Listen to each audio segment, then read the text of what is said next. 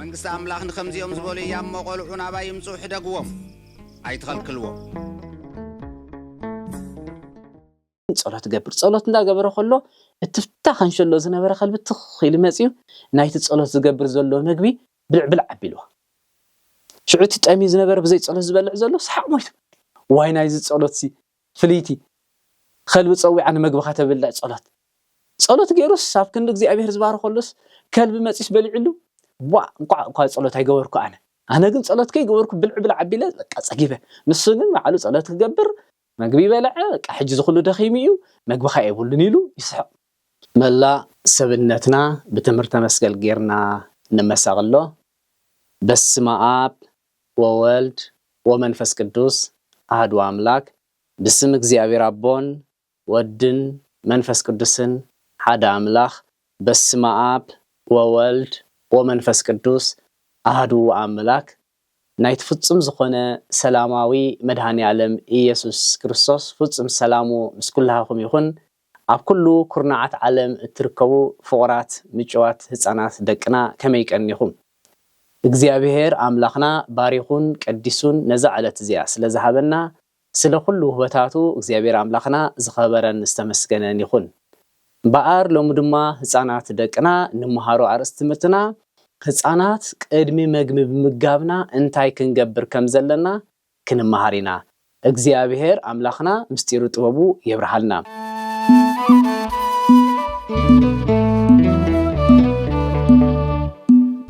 ህፃናትና መግቢ ክንምገብን ከለና መግቢ ክንበልዕን ከለና ወይ ናይ ንጎ ክኸውን ይኽእል ወይ ፋዱስ ቀትሪ ክኸውን ይኽእል ወይ ምሸት ክኸውን ይኽእል ኣብ ገዛና ኣብ ቤት ትምህርትና ጣዓሞት ክንበልዕን ከለና ናብ ዝተፈላለየ ቦታታት ካፌቴርያ ክኸውን ይኽእል ሬስቶራንት ክኸውን ይኽእል ወይ ናይ ሰባት ዓዲሞሙና በርዝደይ ክኸውን ይኽእል ናብ ዝተፈላለየ ጉዳያት ምስከድና መግቢ ክንበልዕን ከለና ቀዳማይ ክንገብሮ ዝግባአና ሎሚ ክንፈቃድ እግዚአብሔር ክንመሃር ኢና እግዚአብሔር አምላኽና ዘስተውዕል ልቦና ሃበና ንስተምሃርና ይኻ ከነተግብሮ ቅዱስ መንፈሱ ይላኸልና መግቢ ክንብልን ከለና ምስጋና ዝጠቅም ውሽጥና ሓጎስ ዝስምዖ ንውሽጥና ድማ ዝመልኦ ሓይልና ዘበርትዕ መግቢ ማለት እዩ ሕጂ ነዚ መግቢ ክንበልዖን ከለና ቅድሚ ምብላዕና ግን ክንገብሮ ዝግባአና ነገራት ኣሎ እሱ ድማ ፍሉጥ እዩ እንታይ እዩ ጸሎት ሕጂ ቅድ ዝኾነ እዋን ኣብ ዝኾነ ቦታ መግቢ ክንበልዕን ከለና ተቀዳዲምና መግቢ ኮናን ክንበልዕ ዘለና ቅድምታ ክንገብር ኣለና ጸሎት ክንገብር ኣለና ግን ህፃናት ደቀይ ጸሎት እንታይ ማለት እዩ እዚያ ሕጂ ቀዳሚት ክንፈልጣ ዘለና ጸሎት ማለት ሰብ ምስ እግዚአብሔር ዝራኸበሉ ማለት እዩ ከምዚ ብስልክ ቴሌፎን ሞባይል ጌርና ምስ ዝተፈላለዩ ሰባት ንራኸብ ብመንገዲ ጸሎት ጌርና ከዓ ምስ መን ንራኸብ ምስ እግዚአብሔር ቀዳማይ ብጸሎት ንራኸብ እንደገና ምስ አምላኽና ንዘራረብ ምስ አምላኽ ከዓ ትራረህዳ ከምዚ ኣነ ንስኻትኩምን ኣነ ዛረብ ስኹም ትሰምዑኒ ዘለኹም ጸሎት ክትገብሩ ከለኹም ድማ መን ሰምዓኩም እግዚአብሔር ሰምዓካ ምስ እግዚአብሔር ትራራዳ ምስ እግዚአብሔር ይህን ሚህን ትበሃል ብመንገዲ ምንታይ ብመንገዲ ጸሎት እሱ ጥራይ ኣይኮነን ካብ እግዚአብሔር ካስ ትደልዮ ነገር ከዓ ትረክብ እንድሕር ጸሎት ትገብር ኣለኻ ኾንካ ካብ እግዚአብሔር አምላኽካ ትደልዮ ነገር ኩሉ ትረክብ ማለት እዩ ምክንያቱ ንዓና መን ይፈጢርና እግዚአብሔር ንውፍዓት እግዚአብሔር ስለ ዝፈጠረና ነቲ ዝፈጠረና ሽዕ ንደልዮ ነገር እንተዳሃሊና እሱ ስለ ዝፈጠረና ንዑ ብጸሎት ጌርና ከምዚ ደሊና ምስ በልና ይህበና ከምዚ ንወለድና ከምዚ ደሊና ኢና ወይ ከምዚ ግበሩልና ምስ በልና ምስ ሰምዑና እግዚአብሔር ድማ መንገዲ ጸሎት እንተዳ ለሚናዮ እንተዳ ሓቲትና ድማ ይሰምዓና ጸሎት ከዓ ካል እንታይ ማለት እዩ ልመና ንምን ንእግዚአብሔር ጅን እግዚአብሔር ብዙሕ ነገር ክንልምኖ ኢና ሓቀይ ምስ ህፃናት ዝኾነ ነገር ክንልምን ከለና ጸሎት ኢና ክንገብር ዘለና ልመና ከዓ ጥራሕ ይኮን እንታይ ከዓ ምስጋና ንእግዚአብሔር ከነመስግን ኣለና ንሕና ኩላና ህፃናት ደቀይ እግዚአብሔር ንምንታይ ፈጢርና መስልኩም ንዑ ከነመስግኖ ዕላማ ቀንዲ ተፈጥሮና ንእግዚአብሔር ከነመስግኖ ንእግዚአብሔር እንታይ ኢና ነመስግኖ ንእግዚአብሔር ብጸሎት ጌርና ኢና ነመስግኖ ስለዚ ጸሎት ማለት ሰብ ምስ እግዚአብሔር ዝራኸበሉ ሰብ ምስ እግዚአብሔር ዝረዳዳአሉ ሰብ ካብ እግዚአብሔር አምላኽ ልመና ዝረኽበሉ ሰብ ንእግዚአብሔር ዝልምነኑ ሰብ ድማ ንእግዚአብሔር ዘመስግነሉ ማለት ብመንገዲ ምንታይ ንብለና ዝኽሉ ብመንገዲ ጸሎት ማለት እዩ ስለዚ መግቢ ክንምገብን ከለና ኣብ ዝኾነ እዋን ኣብ ገዛና ክኸውን ይኽእል ካብ ገዛና ወፃኢ ክኸውን ይኽእል ኣብ ዝተፈላለዩ ቦታ ኣብ ዝኸድናሉ እዋን كل عينت مجبي ولا ون زست خيترفي زبلع طراز يكون إن كلا يزست كنبلعن كنستن كنا مجمر تاخن قبرز قبعنا انتاي صلوات جن نمنتاينا خنبلعن كنستن كلنا خنقبر زلنا تفلطوها هصانا دقي نمنتاينا صلوات نقبر اتقداماي نبلعو زلنا متان كقدس قدس كخون كبارخ እግዚአብሔር ቅዱስ ይምሽ ህፃናት እግዚአብሔር ቅዱስ ስለዝኾነ ነትን ንበልዖ ንሰትዮ ድማ እግዚአብሔር አምላኽ ጸሎት ጌርና ምስለምናዮ መጽ እግዚአብሔር አምላኽ ይባርኾን ይቅድሶን እንድሕር እግዚአብሔር ባሪኽዎ እንድሕር እግዚአብሔር ቀዲስዎ ኸ ሓደስ ተባረኸ ዝተቀደሰን ይኸውን ካልኣይ ዝኾነ ሕማቅ ነገር ተራሃልዎ እግዚአብሔር አምላኽ ባዕሉ ታይገብር ነቲ ሕማቅ ነገር ቀዲሱ ያለልና ካልኣይ ካ እቲ ንበልዖ ዘለና ንጥዕናና መታን ክጠቅመና ንጥዕናና ክጠቅመና ተኾይኑ እቲ ንዓና ዝፈጠረና እግዚአብሔር ታይገብረሎ ክባርኾለዎ እንደገና ካንታይ ክኾኒ ድሕር ጸሎት ጌርና ንበልዕ ኣለና ከጽግበና እቲ ንበልዖ እቲ ንሰትዮን አጽግብ ከብለና ንምንታይ ኢና ንበልዕ ንምንታይ ንሰቲ እንድሕር ጸሚእና ማይ ንሰቲ እንድሕር ጠሚና መግብ ንበልዕ እቲ ንበልዖን እቲ ንሰትዮን ከዓ ከጽግበና እንደገና ድማ ካብ ጽምና ከዓ እንድሕር ከዕንግለና ወይ ድማ ከርዌና እንተዳ ኮይኑ እንታይ ክንገብር ኣለና ጸሎት ክንገብር ኣለና እንደገና በቲ ዝበልዕናዮ በቲ ሰተናይ እንታይ ክንኮናልና ክንዓቢ ተኾይና መን ይዝዕበና እግዚአብሔር ስለዚህ ነቲ እንበልዖ ዘለና እንድሕር ጸሎት ንገብር ኣለና ከዓ ከዕቤና ንሱ ጥራይ ኮነንካ እግዚአብሔር መጽኢኻ ነቲ ማዕድና ታይገብሮ ብርኽ ይብሎ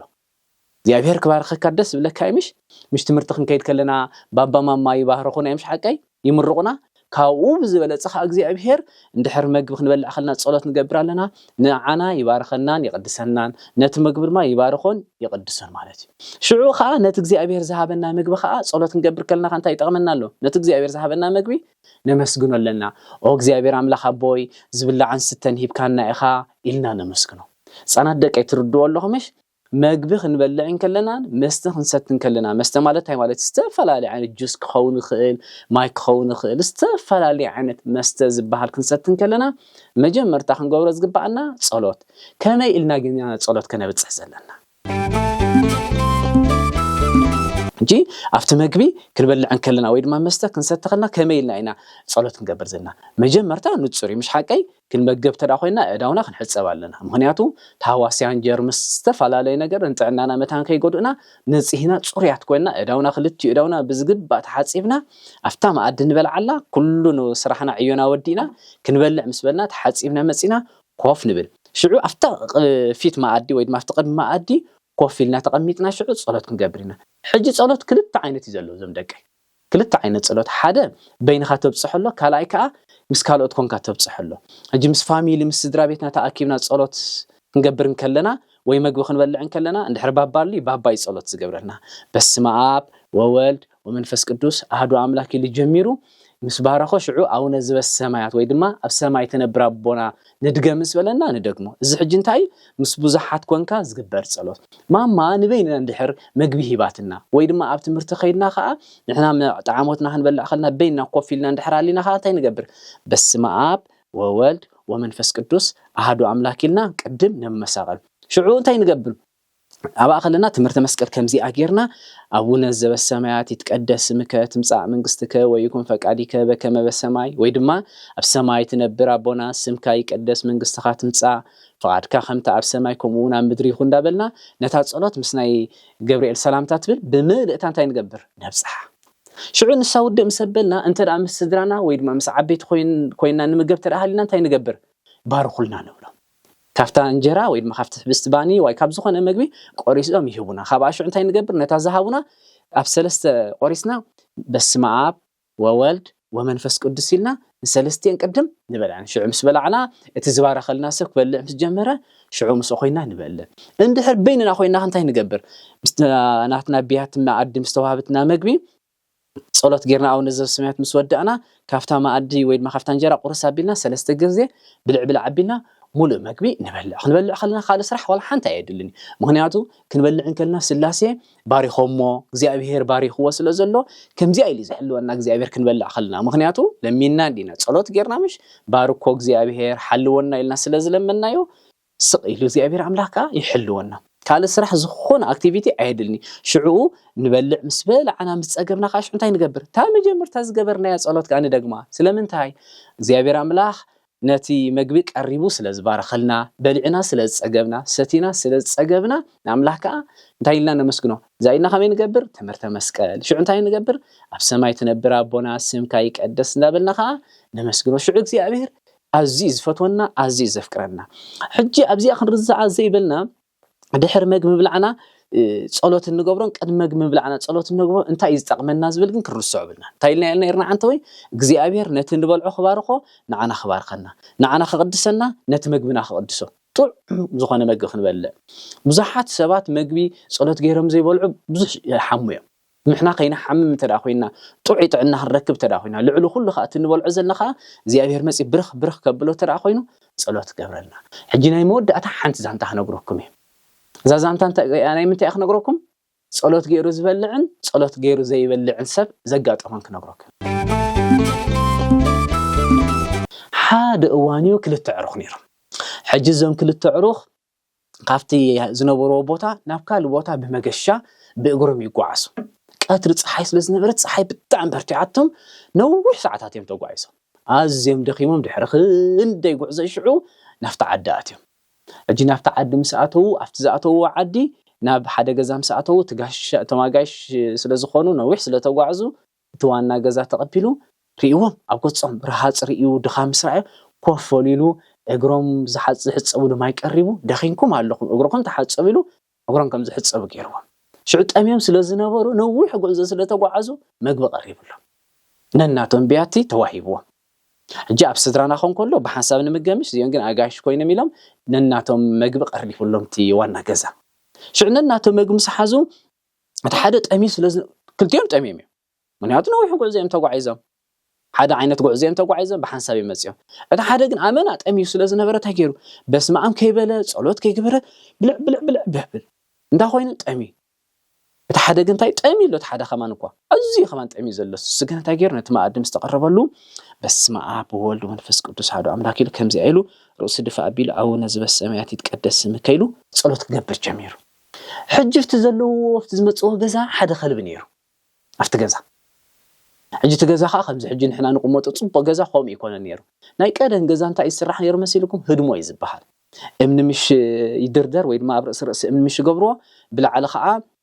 انچاتي تصفصيفو يسرح نيرو حمد كا بالعله فصو همزنا حجي ازي دلدل يكون نيرو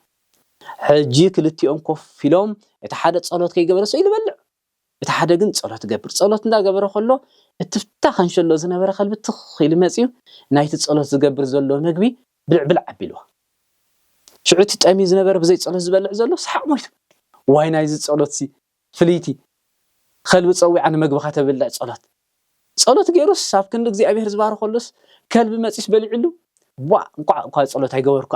አነ ግን ጸሎት ከይገበርኩ ብልዕብል ዓቢለ በቃ ጸጊበ ንሱ ግን ማዓሉ ጸሎት ክገብር مغبي بلع حج زخلو دخيميو مغبخا يبولن يلو يسحق شعو تصلت كبر صنح صيني صلت كبر زلو حساب تودعتا صلوتو ودع تبلشو تمغبو توديوس اتخلبي ابزي تصايايقو خفت مغبناتكم زبلعريا شو تخلبي وصخيت شعوتي صلوت كي غبرخ بلع صنح انت يلوس وا كمزناتكا صلوت سايدلني وا تعب صلوت ريخانا ان صلوت سلازي غبركو بلع صغيبه صاغن صلوت غير كاري خاي بقى قلب بلعو مغبخا يبلو شعون حنتي بلد صلوت زغبره اي حرقن سلامنتاي صلوت زغبر سب يحرقنيو صلوت زغبر سب رغي شعون كافتا خوف زبلات السئلو خير مسبله نبي دلي خاد امسونس يتخلبي نزم مغبي زبلعس نيش يفتح عفو ترف ندحر وديقاس نيش تكبل عيلو واي لسحيقو شعوصي خيدو نفت ناي تخلب سفر زلو خبل عيلو كيد مسبله تغزا بنتاي تسرحي لكم هدمو سلازنبر ابا خلا فريسا تهدمو اتزبلع صلاه زي غبر ابا خلو ابا مويتو كابز خمس سورنا اتجن بهيوت وصي ولا يبلع جن بهيوت وصي سلامنتاي صلاه ريهم حجي صلاه تغبر تدا خونكا እግዚአብሔር ካብ ብዙሕ ነገር ሽግረ ይخلوካ ካብ ብዙሕ ነገር ድማ እግዚአብሔር አምላኽ በዓል ጉስያ ቢሉ ዝብላዕኻ ስተ ኩሉ ባርኻልካ ማለት ስለዚ ህፃናት ደቂ ዛስተማሃርና ከይንርሳ ጸሎት ጌርካ ትበልዕ ተኾንካ እቲ መግብኻ ጥዑይ ይኸውን ጥዕና ትረክብ ትጸግብ ካብ ዝኾነ ሽግር ከዓ ትከላኸል ማለት እዩ ሓደ ቅዱስ ጆርጅስ ዝበሃል ጻድቕ ኣለና ትፈልጡ ያምሽ ኣቦና ቅዱስ ጆርጅስ ንዑ ጸላኣት እንታይ ገይሮሞ ትፈልጡ ያምሽ ሓቀይ نزبونا قدس جورجس كنقتلو إنا إلهم نتسو زبال عساتيو سم جيرهم بلو حدث تمرز بوينزن زخانة نجر مجب قريبة بلو قدس جورجس كن بس ما أب والد منفس قدس مسبلا أنت خوينه يتمجبي أفت مجب زنبرة كله تزقت الزحمة نبرة زي مسئلو برخا بلو እግዚአብሔር ቀደም መድኃኔ ዓለም ኢየሱስ ክርስቶስ ኣብ ዝምድር ዝመጽ ይኸሎ ኸዓ 5000 ህዝብ ነይሮም ብዙሓት ህፃናት ኣዴታት ኣቦታት ምህር ኣቢልዎ ምስ መሃሮም ሽዑ መግቢ ክበልዑም ኢሉ ከብልዑም ኢሉ ዓሳን እንጀራን ከምዚ ገይሩ ባሪኽዎ ንምንታይ ይምህረና ኣሎ እግዚአብሔር ኣምላኽ ዋላ ምስ ተማሃርኩም ዋላ ብዝኾነ እዋን ክትበልዑን ከለኹም ጸሎት ክትገብሩ ኣለኩም ብለና ዝተማሃርና የብልብና ሕድሮ ዞም ደቀይ ናይ ሎሚ ትምህርትና እንታይ ጸሎት ከይገበርካ ኣይብላዕ ምስ በልዓኻ ጸሎት ከይገበርካ ኣይትሳኒ ጸሎት ክትገብርን ከለኻ ኸዓ ትምህርተ መስቀል ጌርካ ኣቡነ ዘበሰማያት ወይ ድማ ኣብ ሰማይ ኣቦና ትደግም እንደገና ድማ እስኻንተ ዘይ ኮንካ ጸሎት ትገብር ተዓቢ ኣቦ ወይ ድማ ካባኻ ዝዓቢ ትረኣሃልዩ ቅድም ባርኹለይ ኢኻ ትበሃል ኢድካ ክልተ ኢድካ ዘሪሕኻ ባርኹለይ ትብሎ ምስ ባርኹልካ ካብታ እንጀራ ሰለስተ ግዜ ብልዕ ነብላ ምስ ጸገብና ኸዓ ተመስገን ኢልና ኸዓ እግዚአብሔርካ ነመስግኖ ዝተማሃርና ኣብ ልብና ሕድሮ ዞም ደቀይ ናይሎ ማዓን ትምህርትና ከይንርስዓ ጸሎት ከይገበርካ ኣይብላዕንዩ በልዕኻ ጸሎት ከይገበርካ ኣይትሳኒ ኣበይሞ ጸሎት ዝግበር ኣብ ገዛኻ ጥራይ ግን ኣይኮነን ኣብ ቤት ትምህርቲ ኹን ኣብ ዝተፈላለዩ ሬስቶራንት ኹን ኣብ ዝተፈላለዩ ተዓዲምና በርዝደይዲ መርዓናይ ዝኾነ ሰብ ከይና ዋላ ካልኦት ሰባት ጸሎት ኣይግበሩ ንሕና ግን ጸሎት ክንገብር ኣለና ጸሎት እንተገይርና ከምቲ ኣብታ ህድሞ ዘይሞተ ሰብ ብሰላም ዝወፀ እግዚአብሔር ብሰላም ንገዛና ክመልሰና እዩ ዝተማሃርና ኣብ ልብና ሕድሮ زغصل بخال تمرت خساب نرخب سسناي ህፃናት ደቀይ ስብሃት ለእግዚአብሔር ወለወላዲቱ ድንግል ወለመስቀሉ ክቡር አሜን ኔስታሊ ህፃናት ዩቲዩብ ቻነል ኔስታሊ ህፃናት ዩቲዩብ ቻነል ንህፃናት ዝኸውን ትምህርቲ ከም ዛንታ ቅዱሳን ትምህርቲ መሳርሒ መዝሙር ጸሎት ውዳሴ ማርያም ዜማታት ትምህርቲ ሃይማኖት ሌላ ገዳማት ትምህርቲ ቋንቋ ትግርኛ ቋንቋ ግዕዝ ዕላል ምስ ህፃናት መዛሙር ብኩሉ ቋንቋ ብልሳን ህፃናት ካልእን ዝተፈላለዩ መዳባት ትፍኑ ተወሳኺ እውን ብኦንላይን ትምህርቲ ንኣሙላ ዓለም ዘለዉ ህፃናትና ስልጠና ትህብ ጎኒ ጎኒ እዚ ድማ ኔስታሊ ህፃናት ዩቲዩብ ቻነል ብቅድስ ቤተ ክርስቲያንና ቁቡላት ዝኾኑ ንቤተ ክርስቲያን ንቤትና ከምውን ህያባትን ንኻልእን ዘገልግሉ መንፈሳዊ ንብረት ናብ ሙሉ ዓለም ትልእኽ ንመረዳእታ ዝኸውን ንህፃናት ዝኸውን ከም ኣብነት ዝተፈላለዩ ዓይነትን ዓቐንን ዘለዎም ነፀላ ህፃናት መቑረብን መሳለምን ንቤተ ክርስቲያን ዝኸውን ክዳን ዝተፈላለዩ ሕብርታትን ዓይነትን ዓቐንን ዘለዎም ልብሲ መዝሙር ንህፃናት ሪቫን ናይ ህፃናት ናይ መጠመቂ ክዳን ህፃን ዝተፈላለዩ ዓይነት ዝተሰርሑ ማዕተባት ህፃናት ንኹሉ ክልዕ ዕድመ ዝኸውን ከበሮ በገና ዋጣ ሻምቢቆ መጽሐፍ ቅዱስ ብቋንቋ ትግርኛ እንግሊሽ ጥልያን ብሌን ዓረብ ኣምሓርኛ ግዕዝ መጽሐፍ ጸሎት ብቋንቋታት ትግርኛ ግዕዝ እንግሊሽ ኣምሓርኛ መጽሐፍቲ ዛንታ ቅዱሳን መጽሐፍቲ መምሃሪ ቋንቋታት ናይ ትግርኛን ግዕዝን ምስ ዓቐኖም ዝኸይድ ዝተፈላለዩ ጽሑፋት ዘለዎን ዝመረጽዎ ስእሊ ዝኣትዎ ጥንግድርብ ነጸላ ካልእን ንልኽ ንዝያደ ሓበሬታ ተደምሮ 251 979 53 22 81 ወይ ድማ ተደምሮ 9 5 21 23 92 56 በዋትሳፕ ቀሲስ ተወልደ ገብረ ትንሳኤልካ ምውካስን ሓበሬታ ምውሳድን ምእዛዝን ትኽእሉ ኣብ ኣፍ ህፃናትና ምስጋና ኣዳሉኻ ህፃናትና ናባይ ክመፁ ሕደግዎም ወንጌል ሉቃስ ምዕራፍ 18 ፍቕዲ 16 ኔስታሊ ህፃናት ዩቲዩብ ቻነል